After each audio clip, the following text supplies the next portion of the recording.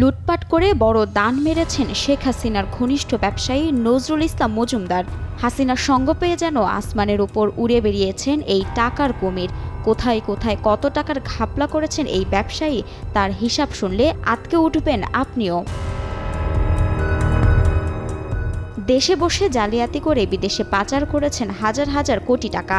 পাচারের অর্থে London, Canada ও দুবাইয়ে গড়েছেন সম্পদের পাহাড়। তার মালিকানাধীন 4টি প্রতিষ্ঠানের নামে রয়েছে 21,000 কোটি টাকার ঋণ, যা পাচার করে বিদেশে এসব সম্পদ কিনেছেন নজরুল ইসলাম।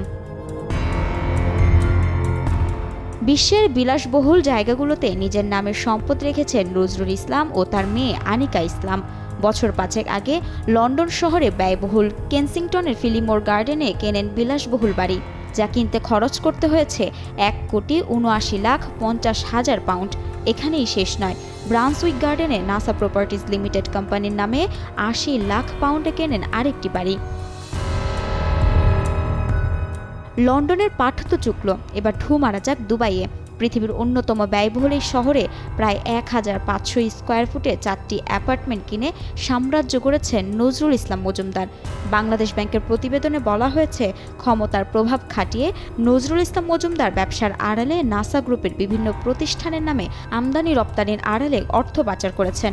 বাংলাদেশ ব্যাংকের অফসাইট সুপারভিশনের প্রতিবেদনের তথ্য অনুযায়ী গত 4 বছরে অবৈধভাবে কমপক্ষে 210 কোটি টাকা যুক্তরাজ্যে পাচার করেছেন তিনি। পাচারের অর্থে আত্মীয় স্বজনের নামে বিলাসবহুল গাড়ি বাড়িও কিনেছেন তিনি।